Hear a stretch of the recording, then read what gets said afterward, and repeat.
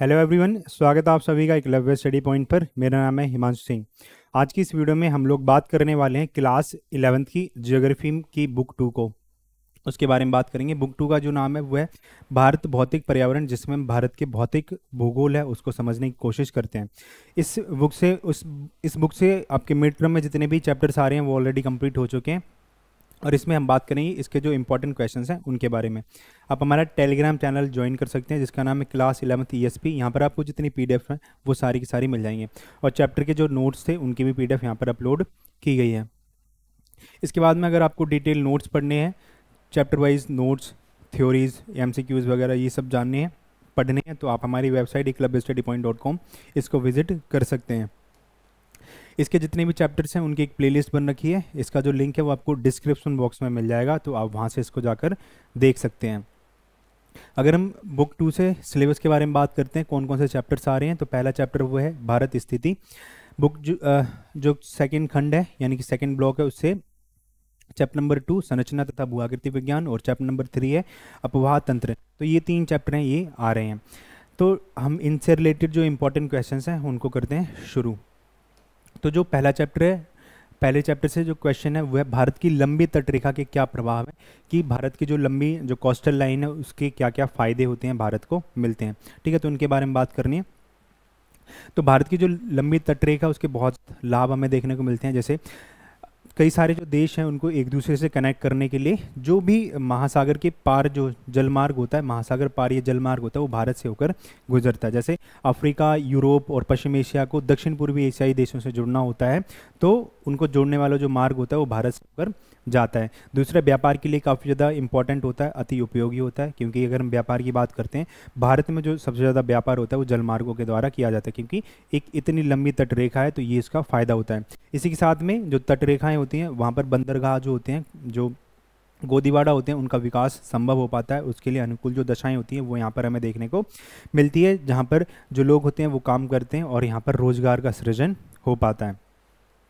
हिंद महासागर वास्तव में हिंद का सागर है, तो इसके बारे में बात करनी है, यानी कि हिंद महासागर जो इंडियन ओशन है वो वास्तव में भारत का है, तो उसके बारे में बताना है। तो पश्चिम एशिया तथा पूर्वी एशियाई देशों के बीच हिंद महासागर के तट पर भारत की जो स्थिति है काफ़ी ज़्यादा इम्पोर्टेंट हो जाती है, क्योंकि भारत की जो तटरेखा है हिंद महासागर में वो किसी भी देश की तटरेखा से अधिक लंबी है। ठीक है, तो इसीलिए इम्पोर्टेंट हो जाता है।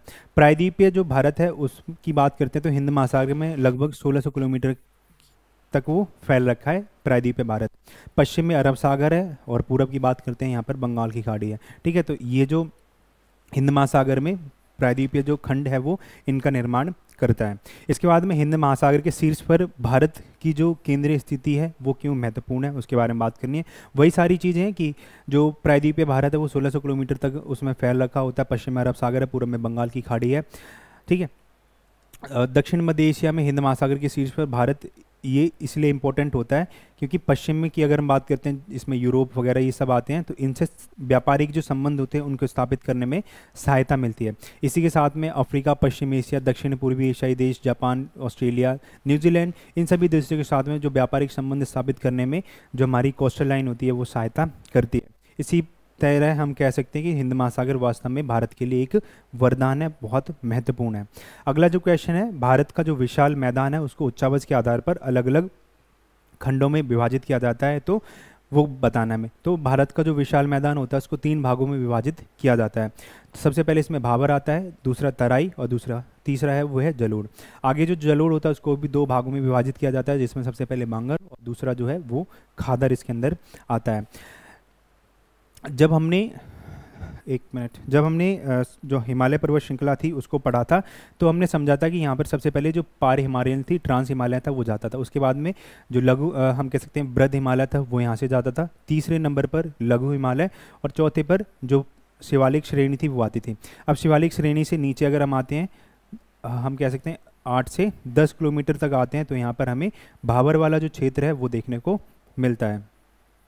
ठीक है, इसके बाद में अगर हम 10 से 20 किलोमीटर तक नीचे आते हैं तो यहाँ पर हमें जो तराई वाला जो क्षेत्र है वो देखने को मिलता है। फिर उसके नीचे प्रायद्वीपीय भारत की स्टार्टिंग तक यहाँ पर जो जलोढ़ मैदान है वो पाया जाता है, जो जलोढ़ अवसाद होता है, अवसाद निक्षेप होता है, उससे बना होता है। तो अगर हम सबसे पहले भाबर की बात करते हैं तो एक चौड़ी पट्टी होती है, पतली पट्टी होती है, जो 8 से 10 किलोमीटर तक जो शिवालिक पर्वत श्रृंखला होती है उसके समांतर फैली हुई होती है।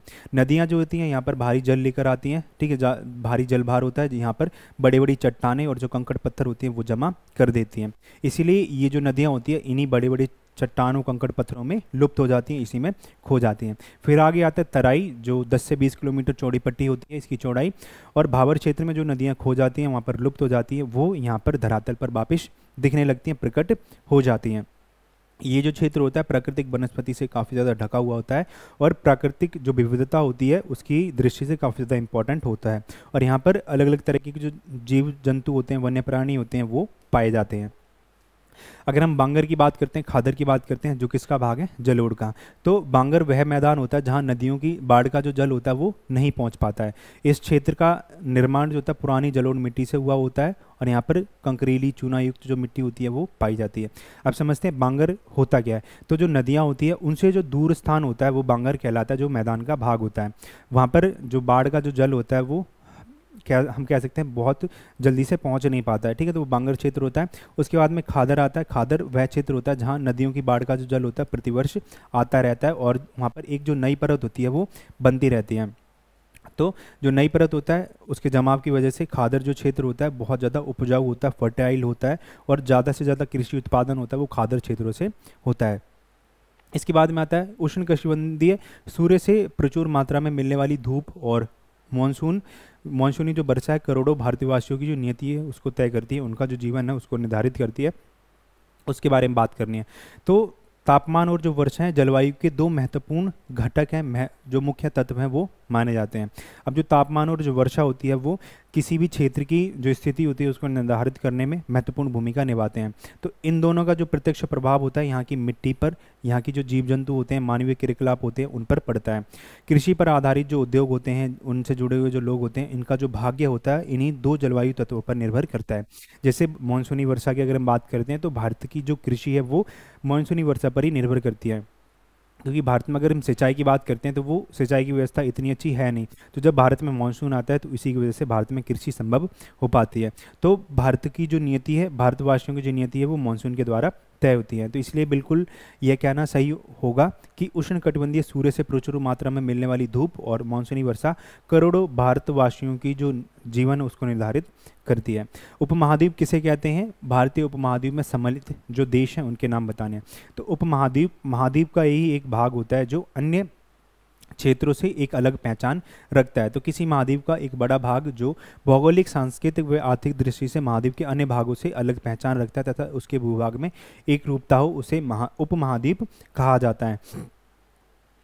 अब ये इसका मतलब क्या होता है बेसिकली कि पूरा का पूरा एक जो महाद्वीप होता है उसका एक भाग, उसकी संस्कृति अलग होती है, वो भौगोलिक दृष्टि से अलग होता है, वहाँ पर आर्थिक जो गतिविधियाँ होती हैं वो अलग होती हैं।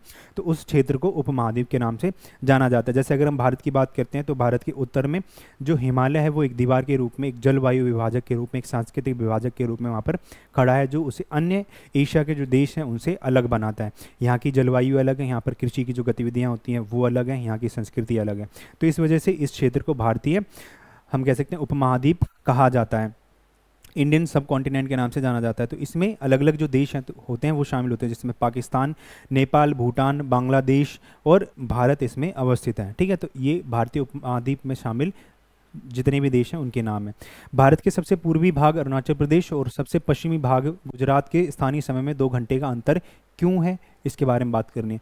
तो अगर हम बात करते हैं, जब हमने इसकी बात की थी पूर्वी जो देशांतरीय विस्तार है उसके बारे में, तो वहाँ पर हमने जाना था कि जो भारत है उसका देशांतरीय विस्तार कितना है, 68 डिग्री 7 मिनट। इसके बाद में यहाँ पर 97 डिग्री 25 मिनट।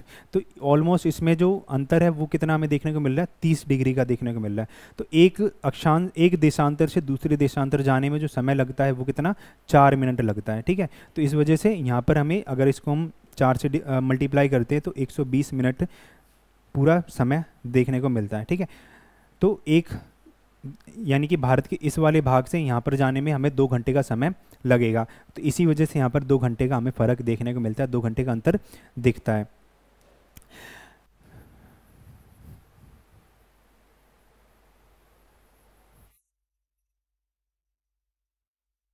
तो अगर हम बात करते हैं अरुणाचल प्रदेश तथा गुजरात के बीच में लगभग 30 डिग्री का देशांतरी अंतर हमें देखने को मिलता है, वो हम समझ चुके हैं। सूर्य को एक देशांतर से दूसरे देशांतर पर पहुंचने में 4 मिनट का समय लगता है। तो अरुणाचल प्रदेश और उसके बीच में कितना अंतर है, वो है 30 डिग्री का। तो इसको अगर हम 4 मिनट से मल्टीप्लाई करते हैं तो हमें 120 मिनट मिलते हैं, यानी कि 2 घंटे। तो इस तरह से ये जो अंतर है वो रहता है।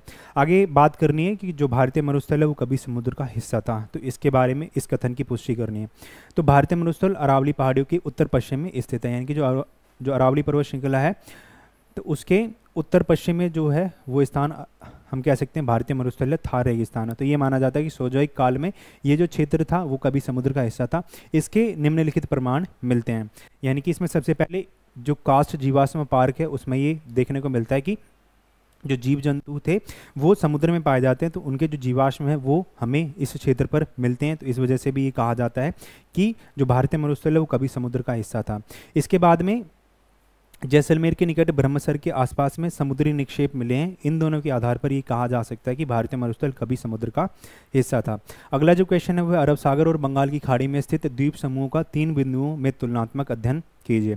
अब अरब सागर में जो द्वीप समूह है उसको लक्षद्वीप समूह के नाम से जाना जाता है। बंगाल की खाड़ी में जो द्वीप हैं उनको अंडमान और निकोबार द्वीप समूह के नाम से जाना जाता है। सबसे पहले हम बात करते हैं अंडमान और निकोबार द्वीप समूह के बारे में। तो इसमें 572 द्वीप शामिल हैं और इसको 2 भागों में विभाजित 10 डिग्री चैनल अलग करता है। ठीक है, जो ऊपर वाला भाग है उसको अंडमान कहा जाता है और दक्षिण वाला जो हिस्सा उसको निकोबार के नाम से जाना जाता है।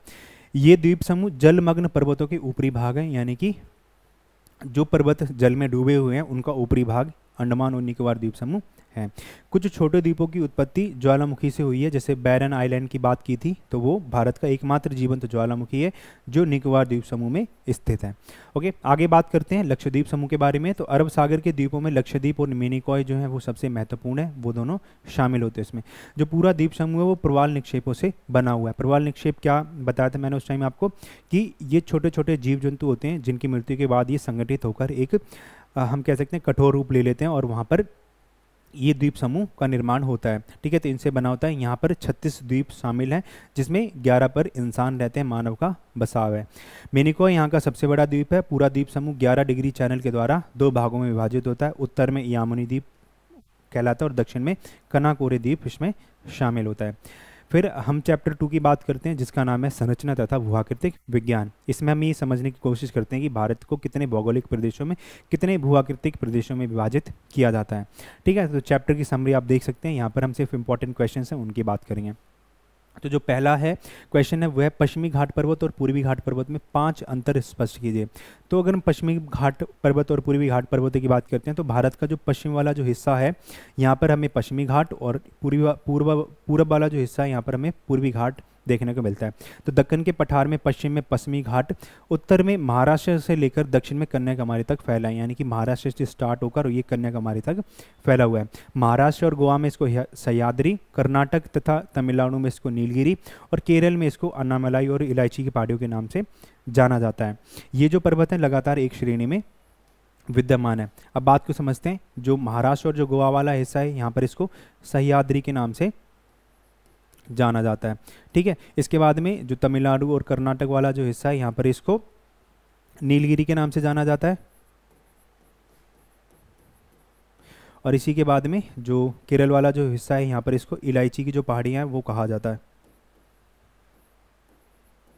ठीक है, तो इस नाम से इसको जाना जाता है।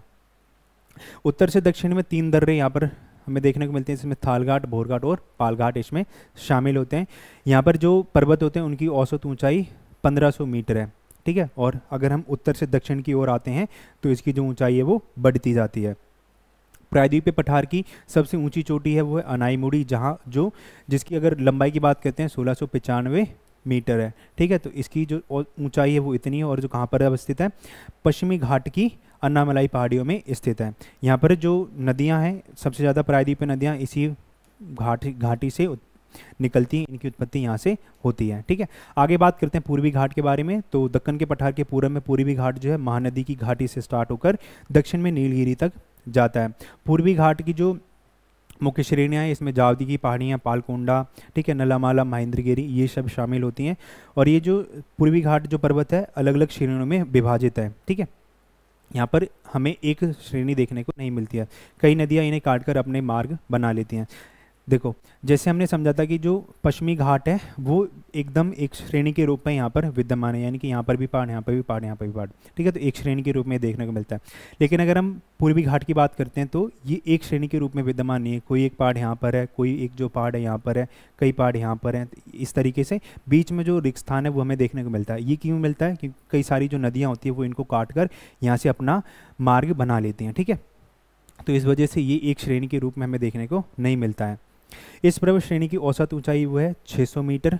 और ये जो नदियाँ होती हैं, जितने भी पहाड़ होते हैं यहाँ पर, ठीक है, तो वो नदियों द्वारा अपरदित होते रहते हैं, इसीलिए इसको अवशिष्ट श्रृंखला के नाम से जाना जाता है। यानी कि यहाँ पर जितने भी पर्वत हैं वो किस प्रकार के पर्वत हैं? वो अवशिष्ट पर्वत के उदाहरण हैं। पूर्वी घाट और पश्चिमी घाट जहाँ पर मिलते हैं उसको नीलगिरी की पहाड़ियों के नाम से जाना जाता है। और इस श्रेणी से कोई भी जो बड़ी नदी है वो नहीं निकलती है, लेकिन जो नदियाँ हैं वो बड़े बड़े जो डेल्टा होते हैं वो जो पूर्वी घाट है वहाँ पर बनाती हैं। अगला जो क्वेश्चन है वो है प्रायद्वीपीय पठार और हिमालय पर्वत में हमें 5 अंतर बताने हैं, ठीक है। तो अगर हम प्रायद्वीपीय पठार की बात करते हैं तो वो कठोर शैलों का प्राचीन भूखंड है, यानी कि पुरानी पुरानी जो कठोर चट्टानें होती हैं उससे बना हुआ है प्रायद्वीपीय पठार।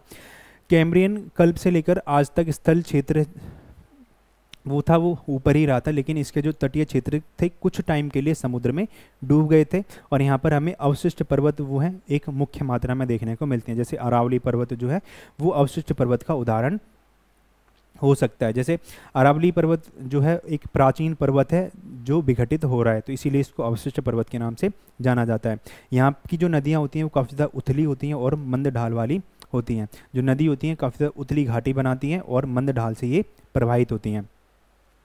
इसके बाद अगर हम हिमालय पर्वत की बात करते हैं तो जो नदियाँ होती हैं, जो हिमालय है वो कोमल पर्वत से निर्मित नवीन पर्वत है, यानी कि बहुत ज़्यादा जो कोमल चट्टानें होती हैं उससे हिमालय बना एक नया पर्वत है। और पूरे अगर हम भारत की बात करते हैं तो सबसे नया जो भूखंड है वो हिमालय है। ये एक मोड़दार पर्वत है, यानी कि एक बलित पर्वत है जो विभिन्न हलचलों से बना है। जब हमने प्लेट विवर्तनिकी को समझा था तो वहाँ पे हमने समझा था कि जो इंडियन प्लेट है जब वो यूरेशियन प्लेट से टकराती है, ठीक है, तो वो इंडियन प्लेट वाला जो हिस्सा है वो नीचे धंस जाता है और यूरेशियन जो प्लेट वाला हिस्सा है वो ऊपर आ जाता है, यहीं से हिमालय पर्वत का निर्माण होता है। तो अलग अलग जो विवर्तनिकी प्लेट में जो हलचल थी उससे हिमालय पर्वत का निर्माण होता है। और हिमालय पर्वत समूह जो है कैम्ब्रियन कल्प से लेकर पर्वतों के रूप में के निर्माण में लंबी अवधि तक जल में डूबा रहा था।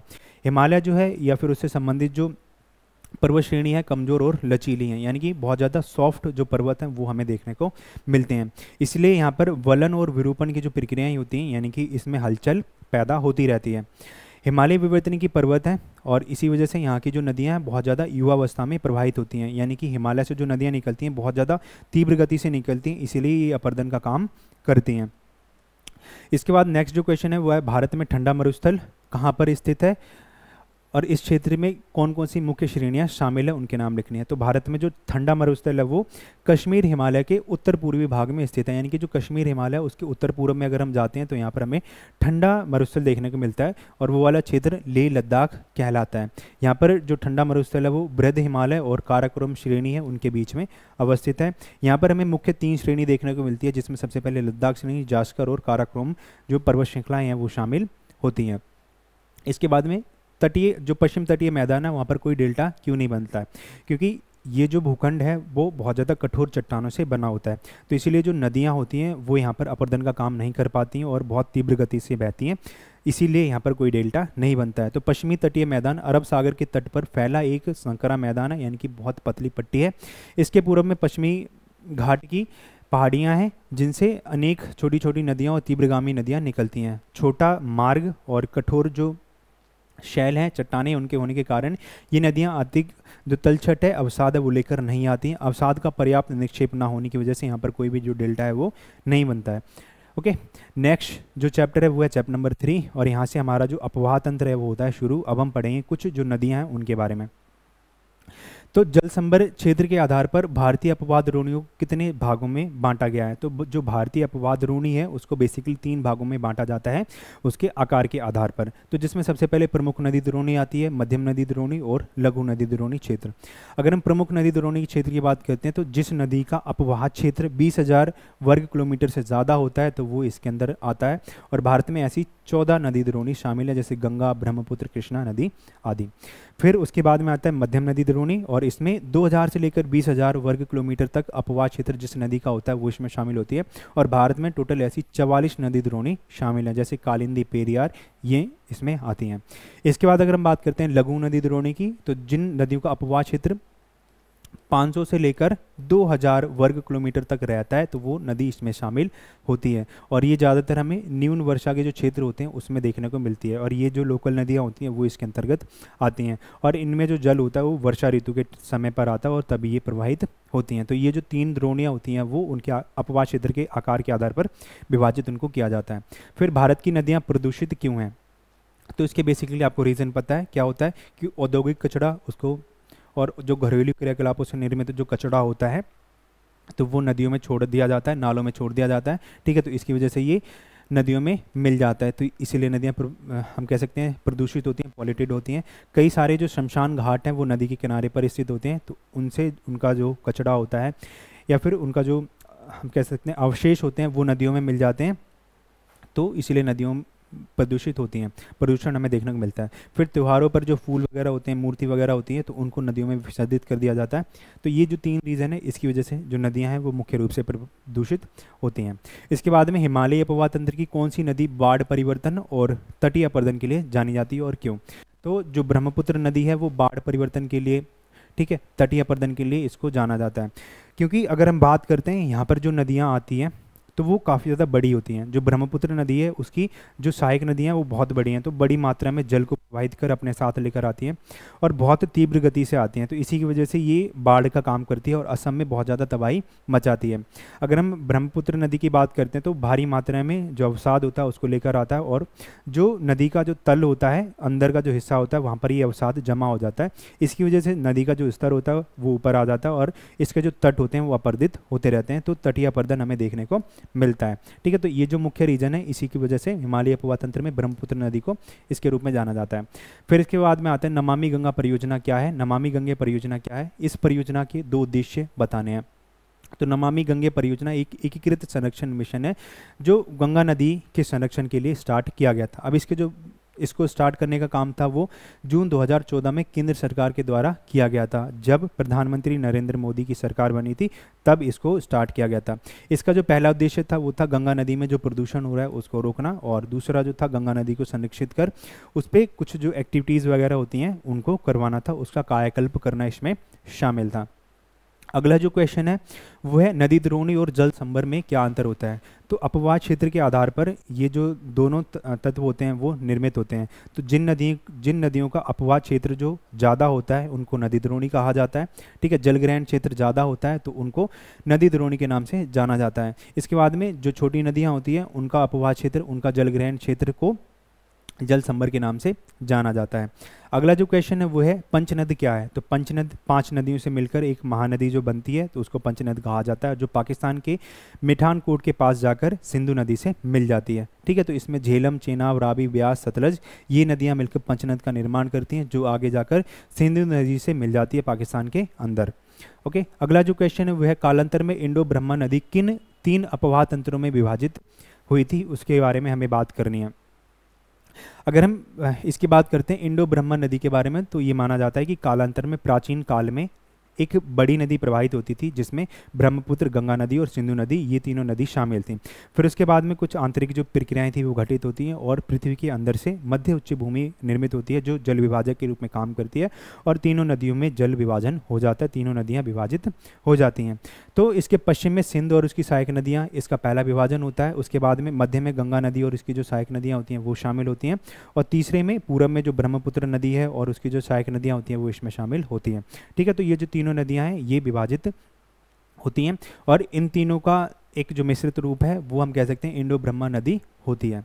अगला जो क्वेश्चन है वो है कि नदी जल उपयोग से जुड़ी जो मुख्य समस्याएं वो क्या है। तो पर्याप्त मात्रा में जो जल होता है वो किसी नदी में उपलब्ध नहीं होता है, किसी में जो जल होता है अतिरिक्त होता है और वहाँ पर बाढ़ आ जाती है, और किसी नदी में जल उपलब्ध नहीं होता है। तो ये पहली समस्या होती है। नदी जल प्रदूषण होता है, यानी कि जो उद्योग वगैरह होते हैं, घरेलू जो कचरा होता है वो नदियों में, नालों में छोड़ दिया जाता है, तो नदी प्रदूषित हो जाती है। जो नदी जल होता है भारी मात्रा में गाद मिट्टी होती है उसके अंदर, तो उसको यूज़ नहीं किया जा सकता, क्योंकि उसकी जो क्वालिटी होती है, उसके अंदर कीटाणु बैक्टीरिया की जो संख्या होती है वो बहुत ज़्यादा होती है।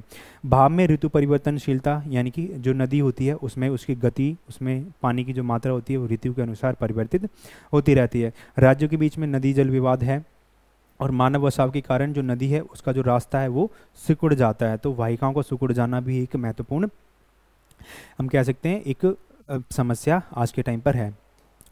फिर उसके बाद नदियों की उपयोगिता पर संक्षिप्त में टिप्पणी लिखिए। नदियों की जो यूटिलिटी है वो कई तरीके से, हम नदियों का जो जल होता है उसको यूज़ कर सकते हैं, लेकिन अगर बड़े लेवल की बात करते हैं तो सिंचाई के लिए जो जल शक्ति होती है, यानी कि जो हाइड्रो इलेक्ट्रिसिटी होती है, उसको प्रोड्यूस करने के लिए उपयोग किया जा सकता है, और जो वाटरवेज होते हैं उनको स्टैब्लिश करने में, उसको बनाने में भी इसका उपयोग किया जा सकता है।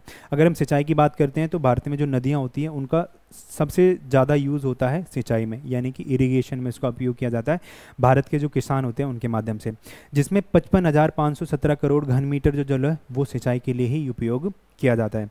इसके बाद में जल शक्ति की बात करते हैं तो भारत में जहाँ जहाँ पर नदियाँ बहती हैं तो वहाँ पर जल शक्ति के विकास की अधिक संभावनाएं हैं, ठीक है। और देश में इन नदियों से लगभग 4.1 करोड़ जो किलोवाट जो इलेक्ट्रिसिटी है उसको जनरेट किया जा सकता है, उसका उत्पादन किया जा सकता है। फिर इसके बाद में जो जलमार्ग होता है उसको भी निर्मित किया जा सकता है, और भारत में 10,600 किलोमीटर लंबा जलमार्ग स्थित है जो नदियों के द्वारा निर्मित होता है, और इसकी सहायक नदियां इसको बनाती हैं। इसमें से 10,600 में से भी अगर हम बात करते हैं 2,480 किलोमीटर जो जलमार्ग है उसमें बड़ी बड़ी जो स्टीमर होते हैं, बड़ी नावें होती हैं वो चल सकती हैं। 3,920 किलोमीटर वाले हिस्से में जो मध्यम आकार की जो देशी नावें होती हैं वो चल सकती हैं, और 4,200 किलोमीटर में जो देसी छोटी नावें होती हैं वो चल सकती हैं।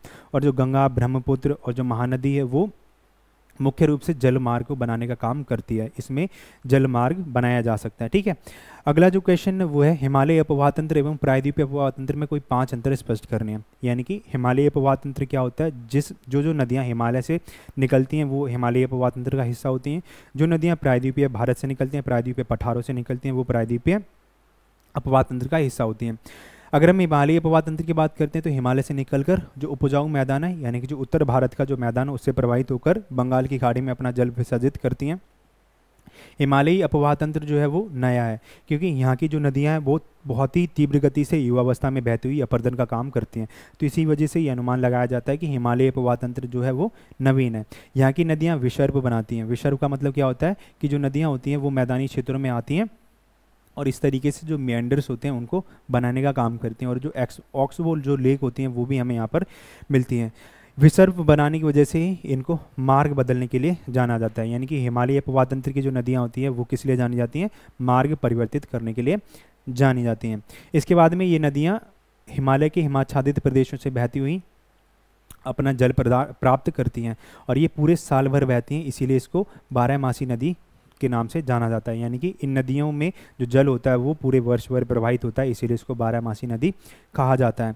ये नदियाँ अपने विकास की युवावस्था में है, अपर्दन का काम करती हैं, और जो जल विसर्जित करने का काम होता है तो समुद्र के मुहाने पर डेल्टा का निर्माण करती हैं। और डेल्टा आपको पता है गंगा ब्रह्मपुत्र नदी के द्वारा एक जो डेल्टा है जिसका नाम है सुंदरवन डेल्टा, जो विश्व का सबसे बड़ा डेल्टा है, उसका निर्माण गंगा ब्रह्मपुत्र नदी के माध्यम से किया जाता है। फिर आगे हम बात करते हैं प्रायद्वीपीय अपवाह तंत्र के बारे में। तो ये जो नदियाँ होती हैं वो पश्चिमी घाट से निकलकर और पश्चिम से पूर्व की ओर बहती हैं, ठीक है। ये पुराना काफ़ी देखने को मिलता है क्योंकि यहाँ की जो घाटियाँ हैं वो बहुत ज़्यादा चौड़ी हैं, ठीक है। इसमें जो चौड़ाई है वो ज़्यादा देखने को मिलती है, तो इसी वजह से ये अनुमान लगाया जाता है कि जो प्रायद्वीपीय अपवाह तंत्र है वो बहुत ज़्यादा पुराना है। प्रायद्वीपीय जो नदियाँ हैं वो एक सुनिश्चित मार्ग पर चलती हैं और विसर्प नहीं बनाती हैं, मिएंडर्स का निर्माण नहीं करती हैं। ये जो नदियाँ होती हैं प्रायद्वीपीय अपवाह तंत्र की वो वर्षा पर निर्भर करती हैं, और जब मानसून आता है, जब वर्षा होती है, तब इन नदियों में जल प्रवाहित होता है, ठीक है। अन्यथा ये जो ग्रीष्म ऋतु होती है, गर्मियाँ पड़ती हैं तो उसमें सूख जाती हैं। ये विकास की प्रौढ़ावस्था में है, यानी कि यहाँ पर जो घाटियाँ वगैरह होती हैं वो बहुत ज़्यादा चौड़ी बनती हैं, तो इसीलिए इनको ये कहा जाता है। भारत में नदियों को जोड़ने के सामाजिक और आर्थिक लाभ क्या होते हैं? तो भारत को अब भारत में हमें कुछ ऐसी नदियाँ देखने को मिलती हैं जिसमें बहुत ज़्यादा पानी होता है और बाढ़ आती है, लेकिन दूसरी साइड में कुछ ऐसी नदियाँ देखने को मिलती हैं जहाँ पर बारिश नहीं होती है, वहाँ पर किसी भी प्रकार की नदियाँ नहीं होती है, या फिर होती भी हैं तो वो पूरे वर्ष भर उसमें बहुत कम जल प्रवाहित होता है। तो उनको जोड़ने के क्या क्या लाभ हमें प्राप्त हो सकते हैं। तो जो जल शक्ति की संभावना होती है वो हमें यहाँ पर देखने को मिलती है। ठीक है, तो जल शक्ति को यहाँ पर उत्पादित किया जा सकता है अलग अलग भारत के क्षेत्रों में। इसके बाद में जो अगला लाभ है वो है, अगर इनको जोड़ दिया जाए तो जिन नदियों में अतिरिक्त जल है उनको कम जल वाली नदियों में जोड़ दिया जाए तो जो जल की आपूर्ति है वो भी खत्म हो जाएगी। तो यहाँ पर अन्न उत्पादन की जो क्षमता है वो भी बढ़ जाएगी, जल शक्ति का उत्पादन भी बढ़ जाएगा और सूखे की जो स्थिति है उससे भी राहत लोगों को मिलेगी। तो ये इसके फायदे होते हैं। अगला जो क्वेश्चन है वो है, नदी जल उपयोग की सीमाओं का मूल्यांकन कीजिए। तो भारत में जो नदियां हैं प्रतिवर्ष जल की विशाल मात्रा का वहन करती हैं, लेकिन समय के अनुसार और स्थान की दृष्टि से ये जो मात्रा होती है उसमें परिवर्तन आता रहता है। जैसे अगर समय की बात करते हैं तो वर्षा ऋतु में जो जल होता है बहुत ज़्यादा होता है तो वो प्रवाहित होता है, लेकिन अगर हम ग्रीष्म ऋतु की बात करते हैं तो उसमें जो नदियाँ होती हैं प्रायद्वीपीय भारत की, जो ज़्यादा से ज़्यादा जो नदियाँ होती हैं वो सूखी रहती है। ठीक है, तो इसमें इसका जो वितरण होता है वो समान नहीं होता है। सदानीरा जो नदियाँ होती हैं वर्ष भर जल का वहन करती हैं, और जो अनित्यवाही नदियाँ होती हैं जो कम टाइम के लिए बहती हैं उसमें वो शुष्क ऋतु में, जो ग्रीष्म ऋतु होती है उसमें सूख जाती हैं, उसमें बहुत कम जल होता है। ठीक है, तो वर्षा काल में जल की एक जो बड़ी मात्रा है वो समुद्र में बह जाती है। ठीक है, तो ये सब हमें देखने को मिलता है जो कि जल का एक बहुत बड़ा हम कह सकते हैं दुरुपयोग होता है। उसके बाद में आता है, जब एक प्रदेश में बाढ़ आती है तो दूसरे प्रदेश जो होता है वहाँ पर त्रासदी आती है, सूखे का सामना वो कर रहा होता है। जैसे अगर हम बात करते हैं बिहार में और जो यूपी वाला जो हिस्सा होता है वहाँ पर बहुत अत्यधिक बाढ़ आती है, लेकिन अगर हम राजस्थान की बात करते हैं तो वहाँ पर सूखा पड़ा होता है। ठीक है, नदियों के जल की उपलब्धता तथा उसके प्रबंधन में पूर्ण रूप से सामंजस्य नहीं है। तो ये इसका एक हम कह सकते हैं डिसएडवांटेज है कि जो सरकार है वो कुछ ऐसे कदम नहीं उठाती है जिससे नदियों को जोड़ा जाए, और एक जो रिवर वाटर मैनेजमेंट होता है वो अच्छे से काम नहीं करता, उसमें कोऑर्डिनेशन नहीं मिलता है। तो ये इसकी उपयोग की सीमा होती है। जल अधिवाहिता क्षेत्र से कम जल क्षेत्र को, यानी कि जो नदी को जोड़ने का जो काम है वो साकार नहीं हो पाता है। ठीक है, तो ये हमें देखने को मिलता है। तो ये समस्याएं रहती हैं। गोदावरी नदी तंत्र की 5 प्रमुख विशेषताओं की बात कीजिए। अब जो 3 मुख्य नदी हैं वह गोदावरी नदी, गंगा नदी और ब्रह्मपुत्र नदी, तो इनके बारे में हम पढ़ेंगे।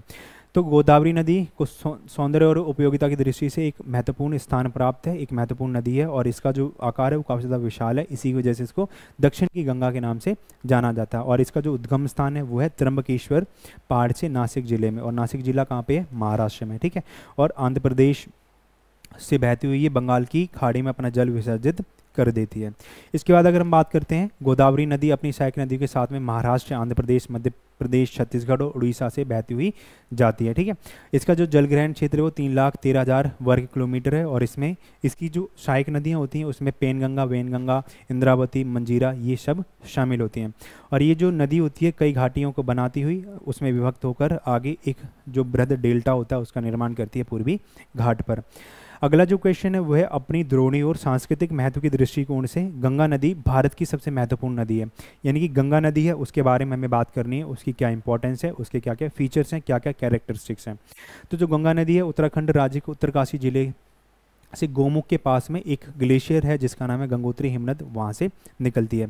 देवप्रयाग में ये भागीरथी और अलकनंदा जब आपस में मिलती है तो वहाँ से इसका नाम गंगा पड़ता है। हरिद्वार में जब ये प्रवेश करती है तो मैदानी भाग से में ये प्रवेश कर जाती है, यानी कि जो उत्तर भारत का मैदान है उसमें प्रवेश कर जाती है। फिर ये दक्षिण मुखी होकर 2 धाराओं में उस विभक्त हो जाती है। 2 धाराओं यानी कि एक गंगा और एक इससे वितरिका निकल जाती है जिसको हुगली नदी के नाम से जाना जाता है। फिर आगे बात करते हैं तो गंगा नदी जो है बांग्लादेश में प्रवेश करती है और वहाँ पर इसको पद्मा के नाम से जाना जाता है, और इसकी जो टोटल लेंथ है वो है 25 यानी कि 2525 किलोमीटर है। और भारत का जो सबसे बड़ा अपवाह तंत्र है वो है गंगा नदी का अपवाह तंत्र, जिसमें गंगा नदी और उसकी सहायक नदियाँ शामिल होती हैं। और जो गंगा नदी का अपवाह तंत्र है उसमें भारत की ज़्यादा से ज़्यादा जो पॉपुलेशन है वो निर्भर करती है भारत की कृषि, भारत का व्यापार, ठीक है, तो वो यहाँ पर रहती है। तो अब भारत का सबसे बड़ा अपवाह तंत्र है। गंगा की जो सबसे बड़ी सहायक नदी है वो यमुना है, और सोन जो है इसके दाहिने तट से मिलती आकर। अगर इसकी अन्य सहायक नदियों की बात करते हैं तो यहाँ पर रामगंगा, गोमती, घाघरा, गंडक, कोसी, महानंदा ये इसमें शामिल होती हैं। फिर आगे हम बात करते हैं तो ये है इसके जितने भी प्रयाग हैं। अब इसको एक बार हम समझते हैं। तो गंगोत्री ग्लेशियर, गंगोत्री हिमनद है, यहाँ से भागीरथी निकलती है, और संतोपद ग्लेशियर से अलकनंदा निकलती है। और जो गंगा नदी है वो अलग अलग धाराओं से मिलकर बनती है। तो सबसे पहले अगर हम बात करते हैं अलकनंदा और धौली गंगा जो है वो आकर विष्णु प्रयाग में मिलती है। यहाँ पर जो धारा का नाम है वो अलकनंदा रहता है, आगे आकर वो नंद प्रयाग में मिलती है। तो इसमें नंदाकिनी नदी है वो अलकनंदा में आकर मिल जाती है। फिर आगे बहती हुई अलकनंदा के रूप में कर्णप्रयाग में आती है, जहाँ पर इसको पिंडारी नदी मिलती है, और आगे जाकर रुद्रप्रयाग में इसमें मंदाकिनी नदी मिलती है। फिर आगे और बढ़ती है तो देवप्रयाग में जो भागीरथी है वो यहाँ पर आकर मिलती है, यानी कि भागीरथी और जो अलकनंदा नदी है वो देवप्रयाग में आकर मिलती है, और यहाँ से इसका नाम गंगा नदी पड़ता है।